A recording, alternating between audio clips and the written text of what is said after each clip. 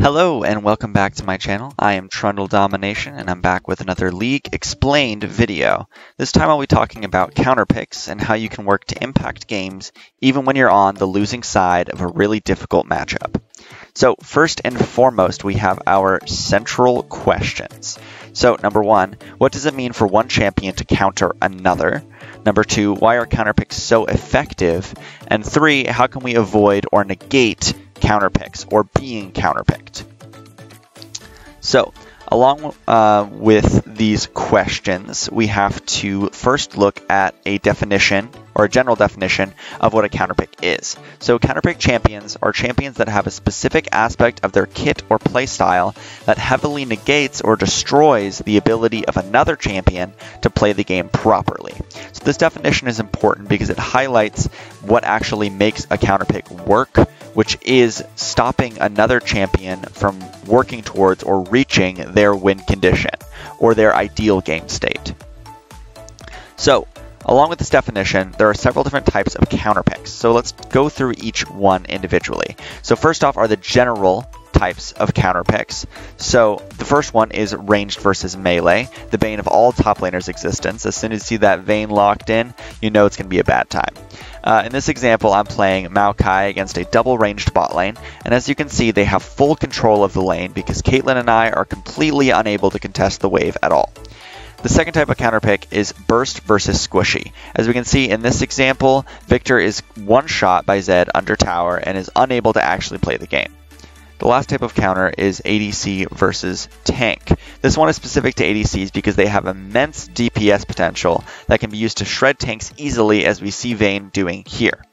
So besides the general counterpicks, there are champion-specific ones. As I highlight here, Rammus versus Yi. In this clip, we can see that Rammus one-shots Yi without much counterplay whatsoever. The next thing I want to highlight about counterpicks is the difference between hard and soft counters. So soft counters just make the game annoying or negate very specific aspects of a champion's kit, but they are still very much playable and can easily be negated and worked around, I guess. So hard counters are kind of the extreme version of this. They make the game entirely unplayable or unwinnable without the presence of immense skill or immense foundational and macro knowledge. So we're going to highlight a hard counter example later in the video, and you'll see a Sylas versus Malphite, which is one of the most infamous hard counters in the game. But soft counters can be things like, I know I've played a lot of Draven, and a soft counter would be Samira, because her wind wall can just stop your axe, and it actually just doesn't even give you a chance to catch it. It just destroys the axe mid-air with her wind wall, and it makes it super annoying. So, moving on, why are counterpicks so effective? Well, in general, ranged champions are better able to control the lane and get CS and XP leads, which can ultimately lead to better game states and ultimately victories. Secondly, burst champions are able to one-shot opponents before they can even impact the fight, which they usually need time to do. Think ADCs with lethal tempo, or maybe even that Victor example where he kind of needs to get his ultimate off, and he needs to use his laser and his auto attack, all of that good stuff that he kind of needs time to do, and Zed just doesn't give him time to do that. As for the third general example, ADCs have tank shredding items like Kraken Slayer and Bork that allow them to take down tanks much easier than any other picks. As for specific examples with Sylas versus Malphite, Sylas can steal Malphite's overpowered ultimate and take its AP scaling, essentially turning an already broken ability into an AP nuke. Also, Malphite doesn't stack MR as well as he does armor, so it's just hard to lane against and actually duel a really good Sylas. As for the Rammus example, he can just full stack armor and one-shot E with taunt by forcing him to attack him. It's really broken, and also the hard CC just counters E really well anyways, because he really wants to use his Q to be slippery. Alright, let's move into the third central question of the video. How can we avoid being counterpicked? Well, first and foremost, picking after your opponent in draft is the best way to not be counterpicked, because you actually have the option to lock in your champion or not. But obviously that's not always possible. However, as the top main, as a registered top main in the league, I will say you should always give the last pick to your top lane if the enemy top lane is not already picked yet, because that is a role that makes the game actually unfun and brutal if you get counterpicked pretty hard. The second way that you can avoid being counterpicked is to be tricky. So the best way to think about this is if you're kind of using your ban or maybe your team composition to a lesser degree to trick the enemies into counterpicking themselves or to just not counterpicking you in general. So the best example I have of this is when I play Trundletop. So normally I'll try to ban a very common jungler like Master Yi, Warwick, lesser so now that he's being played more in the top lane. But once they see that ban, they're going to assume that I'm jungle. Another important part of the strategy is to first pick, because then if you first pick, they don't see any of your other teammates' roles, and they just think that you are what your ban's role is. And it can be really valuable to do this. Don't over prioritize it, as it might not actually trick them that much, especially if like you are top lane and the enemy is lesser pick. They're going to see the jungle pick and probably assume that you are top lane. But it can be extremely valuable in certain circumstances, so be sure to keep that in mind. All right, last part of this question, how do we actually impact games when we are counterpicked? How do we actually negate that counterpick and try to have some map impact? Well, number one, we have to focus on fundamentals. We can play towards our opponent's weaknesses, and we can play around our uninhibited strengths. We're going to see a lot of this very well summarized in our example part later. And I'd say last but probably most important, we have to play around our teammates. When we get counterpicked, we kind of have to drop our ego and basically accept that we're not going to be the ones fully carrying that game. We're not going to be the ones getting pentakills and going around, because the game becomes infinitely harder for us just based off the champ matchup.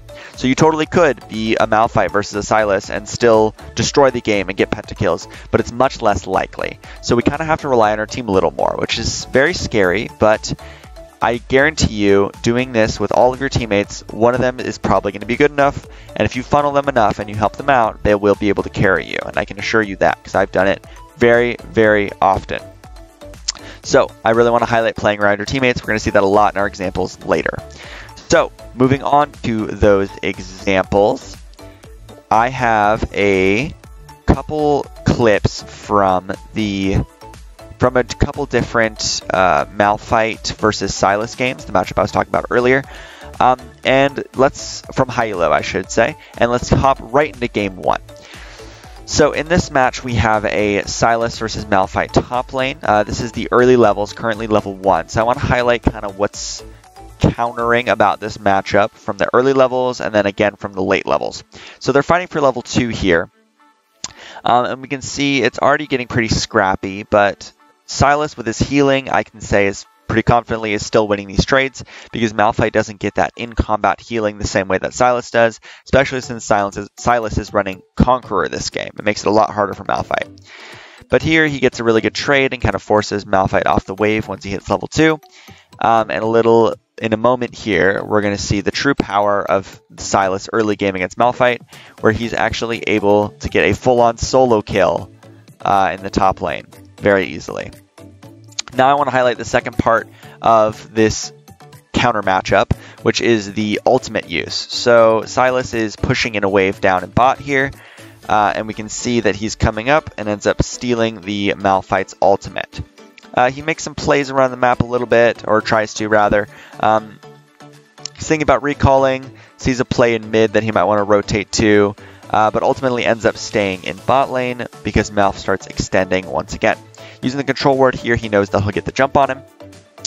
And it's important to note here that yes, of course, Sylas is fed in this clip, but Malphite also has multiple items and is not doing terrible in of himself. So you can see with this broken ultimate, he's able to follow Malphite under the turret and is able to easily pick up the solo kill. So now moving on to game 2, this is the one where Malphite does a little better, actually has some game impact, and ends up winning the match. So, starting off with the early game on this one, it's pretty much the same story as the first game. Unfortunately for the Malphite, he is not doing very well in this laning phase from the beginning. So I'm going to show a couple clips here to kind of highlight that. In this one, he gets a gank with his Rammus. But still, after even getting ganked, Malphite ends up dying to the Sylas Ignite, making it a rough matchup for him. Now jumping a little bit later, where Sylas is already just a tad bit ahead on Malphite because he does have the 1 kill. We're going to see a scrappy battle here where he gets the Malphite ultimate and is able to easily 1v1 him. Now Rammus does pick up the kill later, but we can see Sylas is still winning this match pretty handedly. Anyways, now I want to move into the section where we kind of highlight the ways to work around it. So Malphite makes a lot of bot lane roam plays this game, getting his Veigar ahead. As we saw there, he was working with his fundamentals and his vision to get a play in the bot lane and get his bot lane ahead, because he knows that's going to be kind of the win con this game. In this clip, we see him working to bait the Sylas into a bad fight, because he knows that his Rammus is right nearby and will be able to respond. So he uses the ult to disengage and sit under a tower, while Rammus is able to effectively go for the play, and after a lot of scrapping. We'll see in a second. Malphite's trying to catch the wave here, which is good to get the XP and gold to keep himself ahead. But we see that Rammus is actually able to take down Sylas, making that bait fight pretty worth it. So this is where we see him playing around his team more as well. He's working with his team to go pick off the Sylas and Yuumi, and ultimately have a lot of map impact. And this is what I want to highlight with working around your uninhibited strengths. So the fact that Sylas is in the game does not stop Malphite from having that ultimate at all. So he's using it to his fullest advantage and playing around his team to actually have some map impact and make the game worthwhile. Anyways, with that, I am moving on to my closing, so thank you very much for watching.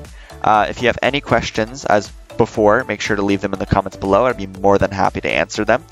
And yeah, have a great day.